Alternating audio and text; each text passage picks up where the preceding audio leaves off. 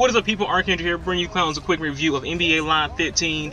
We all know NBA Live has been a game in a struggle since 2007, and had to take a time off for a while, and now is back with its second game since that time off, but doesn't really finally give NBA 2K series a real competition. Starting off with the visuals, the game is visually improved from last year's game, and it's very noticeable. The players for the most part look right. They all look very impressive in terms of the last year. The game looked like the PS2 game on next gen systems. Let's just be honest, and it was pretty shitty EA on your part. But it's improved now. But of course, like all EA Sport games, the lesser known players and lesser skilled players don't look like their real life counterparts at all. Kyle Singler looks nothing like Kyle Singler in real life when it comes to this game, and that happens in a lot of EA games where a lot of players won't look like their actual players in real life. But then there's some players who do, so it's kind of like they dedicate resources to just star players. It does look a bit static graphically, and is clearly still far behind NBA 2K series and graphic department. But what about the physics? The physics in this game is really bad. Player movement seems to have not changed at all since NBA Live 06, compared to NBA 2K series is very far behind. It doesn't feel realistic at all in the sense that we want to see in a video game when it comes to sport games. It doesn't seem anywhere near what 2K has done with the NBA series in terms of physics and player movement. Players don't react correctly or move correctly or fluidly at all. It's a very clunky game. The game has some of the worst camera angles in sport games. Some of the angles you can't even tell if you're defending a player or if that player is even defending you, which leads to a huge problem in the game.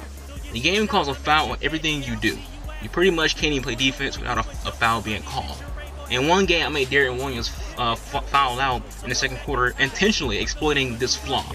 I scored 20 points for Brandon Jennings, all on free throws, because I kept shooting next to Deron Williams to get foul called on. And this is all intentional, just to exploit this flaw. It's the biggest flaw in this game because it can be exploited in the way I exploited it with in that game against the Nets. It's a very big flaw, and they have to fix this. If not with this game, they need to get this shit down pat for the next title. Overall, it is better than the last year's game. It isn't terrible, but it isn't good. With time, EA can get this game right, but right now, it's not competition at all for NBA 2K15 or any NBA 2K game at all. This game right now, NBA Live 15, is worse than NBA 2K8. And if you're a fan of basketball and a fan of NBA, I will highly recommend that you stay purchasing NBA 2K games over NBA Live games until we actually see improvement, not graphically, but physically and mechanically with the player movement and camera angles and having these basic things down pat. So overall, I give this game a 5 out of 10. It's not a very good game. It's not a bad game, but it's not it's not a competition for any other sport game. It's just there. It's something to play if you really want to play a basketball game, but you can't play NBA 2K15. Puts it up from three-point land. And that'll do it for the first quarter. The Pistons up by 8.